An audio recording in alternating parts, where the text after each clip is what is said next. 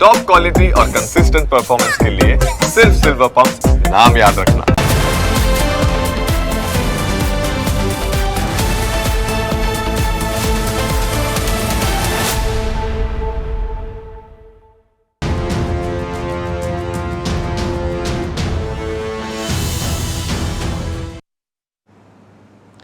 અત્યાર સુધી તમે અનેક કૌભાંડ જોયા હશે, લોકોને છેતરાતા અને છેતરતા જોયા હશે, લોભામણી જાહેરાતો અને સ્કીમમાં ફસાતા અને ફસાવતા જોયા હશે. પણ આજે અમે આપને જે કિસ્સો બતાવવા જઈ રહ્યા છે, જે જોઈને તમે હેરાન થઈ જશો, કારણ કે અહીં સેક્સ પાવર વધારવાની આયુર્વેદિક દવાના નામે થતી હતી કરોડો રૂપિયાની ઓનલાઈન છેતરપિંડી, જેનો પર્દાફાશ થયો છે. અને આ ખેલને ખુલ્લો પાડ્યો છે સીઆઈડી ક્રાઇમના સાયબર સેન્ટર ઓફ એક્સલન્સે, જેમણે એક યુવતી સહિત 7 લોકોની આ કેસમાં ધરપકડ કરી છે. અત્યાર સુધી તમે social media platform, search engine, website અથવા અન્ય ઓનલાઈન માધ્યમો પર શક્તિવર્ધક દવા, સેક્સ પાવર વધારવાની દવાની જાહેરાત, આયુર્વેદિક દવાઓ, કોસ્મેટિક તથા બ્યુટી પ્રોડક્ટની આકર્ષક જાહેરાતો જોઈ હશે અથવા ઓનલાઈન ઓર્ડર કર્યો હશે. કેટલાક કિસ્સાઓમાં ફોરવર્ડેડ મેસેજ તમારા સુધી પણ હશે, અને જો આ બધી જાહેરાતો જોઈને તમે ઓર્ડર કરતા હોવ તો સાવધાન થઈ જજો, નહીં તો લૂંટારુઓ તમને લૂંટતા જરાય વાર નહીં લગાડે અને તમારા ખિસ્સા ખાલી કરીને ક્યાંય જતા રહેશે. અને એટલે જ અમે આ અહેવાલ આપને બતાવી રહ્યા છે, જેની શરૂઆત કંઈક આ રીતે થાય છે. કમાણીનો આ પાવર પ્લે એટલો ભયાનક છે કે જેની અંદર તમે જોશો તો આપને ખ્યાલ આવશે કે કેવી રીતે આખું આ નેક્સસ ચાલી રહ્યું છે. અમે તમને એક એક કરીને 6 એવા પાસા બતાવીશું જેના પરથી આપને ખ્યાલ આવશે કે કેવી રીતે આખું નેક્સસ ચાલે છે. ફેસબુક અને ઇન્સ્ટાગ્રામ પર સેક્સ પાવર વધારવાની દવાની જાહેરાતો અપાતી આવી છે, જેની અંદર આવી જાહેરાતોની અંદર કહેવામાં આવતું કે જો તમને કોઈ સેક્સ સંબંધિત સમસ્યા છે અને સમાધાન મળતું નથી તો આ આયુર્વેદિક દવાનો ઉપયોગ કરો. અને લોકો આવી જાહેરાતોમાં રસ પણ લેવા લાગ્યા અને ગ્રાહકો જાહેરાતમાં આપેલા નંબર પર સેક્સ પાવર વધારવાની દવાની માહિતી મેળવતા લાગ્યા. આવી માહિતી માટે આરોપીઓએ અમદાવાદના વસ્ત્રાલમાં એક આખું કોલ સેન્ટર ઊભું કર્યું હતું, જેની અંદર તે લોકોના પ્રશ્નોના જવાબ આપતા અને જો વધુ માહિતી મેળવવી હોય તો કહેતા કે અમે તમારો સંપર્ક ડૉક્ટર જોડે કરાવી રહ્યા છે. એટલે અહીં ગ્રાહકનો ભરોસો જીતવામાં આવતો. ત્યારબાદ કોલ સેન્ટરના કર્મચારીઓ ખોટા ડૉક્ટર બનીને દવા ખરીદવા માટે સમજાવતા. અહીં જે ગ્રાહકનો પ્રશ્ન હોય તેનું સમાધાન કરવામાં આવતું. પણ નવાઈની વાત તો એ હતી કે આ કર્મચારીઓ કોલ સેન્ટરમાં કામ કરતા લોકો જ હતા, જેમાં કોઈ ડૉક્ટર ન હતું. હવે ગ્રાહક ફસાઈ જતા દવાની ડિલિવરી કરવામાં આવતી, જેનું પેમેન્ટ કેશ ઓન ડિલિવરી રહેતું. એટલે કે તમારા ઘરે આવે ત્યારે તમારે પૈસા આપવાના અને આખી આ પ્રોસેસ આ રીતે ચાલતી. એટલે કે આરોપીઓ ગ્રાહકો પાસેથી ઓનલાઈન ઓર્ડર મેળવી પોસ્ટ અને કુરિયર મારફતે દવાની ડિલિવરી કરતા હતા. સમગ્ર કારોબાર અમદાવાદના વસ્ત્રાલ વિસ્તારમાં આવેલા કોલ સેન્ટર પરથી સંચાલિત થતો હતો, જેનું ટ્રાન્ઝેક્શન કેશ જ રહેતું, ઓનલાઈન નહીં. ત્યારબાદ શરૂ થતો અસલી ખેલ. આરોપીઓ દવા ખરીદનારને પોલીસ અધિકારી બની ધમકાવતા. એટલે જો ગ્રાહક પાર્સલ મેળવીને નાણાં ચૂકવી દે તો આરોપીઓ તેને ફોન કરીને નકલી પોલીસ અધિકારી કે ડૉક્ટર તરીકેની ઓળખ આપતા હતા અને જણાવતા હતા કે તેઓએ પ્રતિબંધિત શક્તિવર્ધક દવા ઓનલાઈન મંગાવી છે.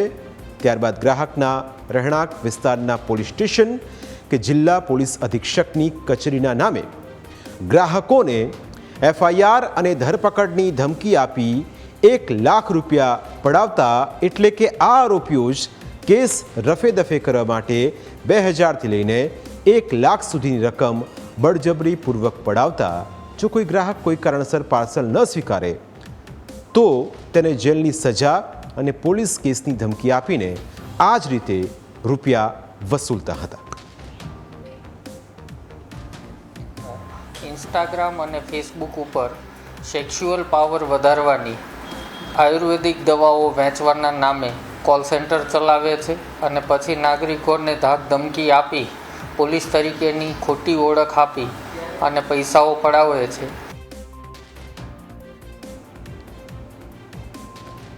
હવે આ જાહેરાતોના ફોટો પણ જેની અંદર હતા એ સેક્સ પાવર વધારવાની વાતો કરવામાં આવતી. એ ચેટ તમે જોશો તો આપને ખ્યાલ આવશે જે ગ્રાહકો સંપર્કમાં આવ્યા હોય તેમના મોબાઈલ નંબર પર વોટ્સએપ દ્વારા આ સંદેશો પહોંચાડવામાં આવતો અને બધું જ કહેવામાં આવતું, જેમાં નામ અશ્વિની આયુર્વેદિક સંસ્થાનું પણ જણાવાતું. હવે ચેટ નંબર 2 જુઓ. કેટલીક ચેટ પણ બતાવીએ જેમાં કોલ સેન્ટરના કર્મચારીઓ ગ્રાહકો સાથે કેવી રીતે વાત કરતા હતા એ સમજો.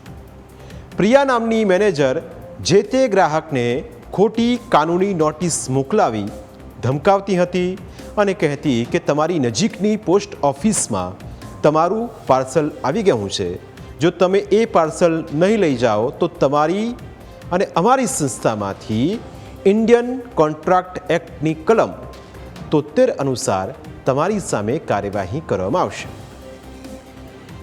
એમ પણ કહેવાતું કે તમે 420 કરી છે અને જો આવું નહીં કરો તો 12 કલાકમાં તમારા સરનામે ક્લેમ વિભાગ પહોંચી જશે અને કોઈ પણ સંજોગોમાં 11,700નો ક્લેમ ચૂકવવો પડશે.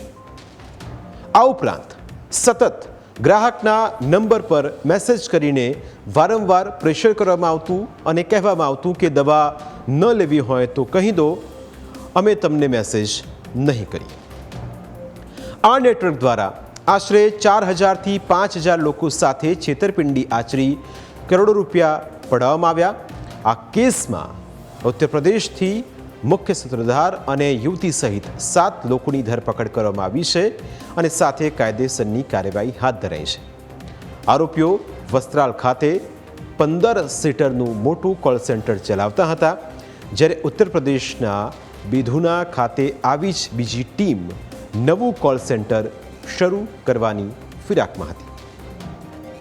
સાયબર ક્રાઇમની તપાસમાં સામે આવ્યું છે કે આરોપીઓ સોશિયલ મીડિયા પર જાહેરાતો માટે દરરોજ અંદાજે રૂપિયા 30,000 જેટલો ખર્ચ કરતા. કમ્પ્યુટર અને ડિજિટલ ડેટાના વિશ્લેષણમાં હજારો લોકોના ડેટાબેઝનો ઉપયોગ કરીને ગ્રાહકોને નિશાન બનાવવામાં આવતા હોવાનું બહાર આવ્યું છે. આ સાથે તન્વી એન્ટરપ્રાઇઝ, અસ્વાની આયુર્વેદ, ડીઆર આયુર્વેદ અને આયુષ શક્તિ આયુર્વેદ નામની પેઢીઓના નામે આ ખેલ કરવામાં આવતો હતો. આ ખેલમાં કુલ 7 આરોપીઓ હતા અને આ આરોપીઓની કુંડળી પણ અમે આપને બતાવી. સમગ્ર કારોબાર અમદાવાદના વસ્ત્રાલ વિસ્તારમાં આવેલા કોલ સેન્ટર પરથી સંચાલિત થતો હતો, પણ ઉત્તર પ્રદેશના ઇટાવામાં રહેતો વીરુસિંહ દેવેન્દ્રસિંહ રાજાવત આ ગેરકાયદે ધંધાનો મુખ્ય સંચાલક હતો, જ્યારે અમદાવાદના વસ્ત્રાલમાં આવેલી હરીશચંદ્ર સોસાયટીમાં રહેતો ધીરેન્દ્ર રાજાવત કોલ સેન્ટરનો માલિક હતો. આ ઉપરાંત વસ્ત્રાલમાં રહેતા દેવપ્રતાપ ભદોરિયાની પણ મુખ્ય ભૂમિકા હતી, કારણ કે તે ટીમ લીડર હતો.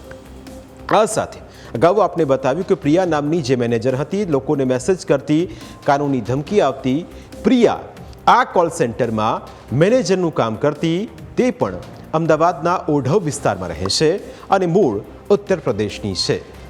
જ્યારે ઈસનપુરમાં રહેતો આર્યન રાવલ ટીમનો મેમ્બર હતો, ટીમ લીડ કરતો. અનિરુદ્ધ ભદોરિયા અને સુમિત દિવાકરની પણ આ કેસની અંદર મુખ્ય ભૂમિકા હતી. એટલે કે આ એ ખેલાડીઓ છે જે અસલી ખેલ કરતા હતા અને આખી જાળ બિછાવીને તમામ લોકોને ફસાવતા. જે આદેશ થતો હતો એ આદેશ પ્રમાણે આખી આ ટીમ તેનું સંચાલન કરતી અને આવી ટીમની નીચે બીજા કેટલાક લોકો પણ હતા જે આ કાર્યવાહીમાં સંડોવાયેલા હતા. તેમની ભૂમિકા સામે આવી અને તમામની સામે પોલીસે કાયદાકીય કાર્યવાહી શરૂ કરી છે. આમાં લોકોની ધરપકડ કરવામાં આવી છે. કોલ સેન્ટર પરથી સાયબર સેન્ટર ઓફ એક્સિલન્સની ટીમને 44 મોબાઈલ ફોન, 23 કમ્પ્યુટર અને CPU, 2 લેપટોપ, 1 મોટું monitor, caller ID phone 3, pen drive 3 અને 14 બેંકની કીટો પ્રાપ્ત થઈ છે.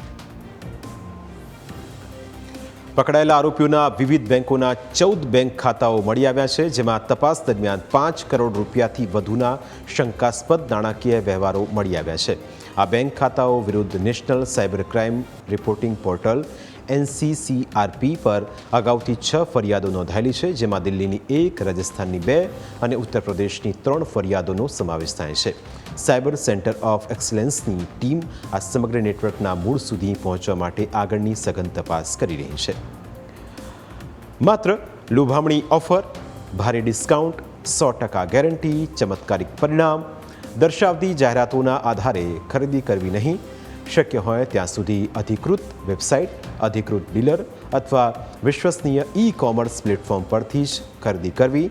કોઈપણ અજાણી વેબસાઇટ, સોશિયલ મીડિયા પેજ અથવા વોટ્સએપ નંબર પર પોતાની વ્યક્તિગત માહિતી, બેંક ખાતાની વિગતો, ડેબિટ ક્રેડિટ કાર્ડની માહિતી, OTP, CVV, UPI પિન અથવા અન્ય ગોપનીય માહિતી ક્યારેય શેર કરવી નહીં.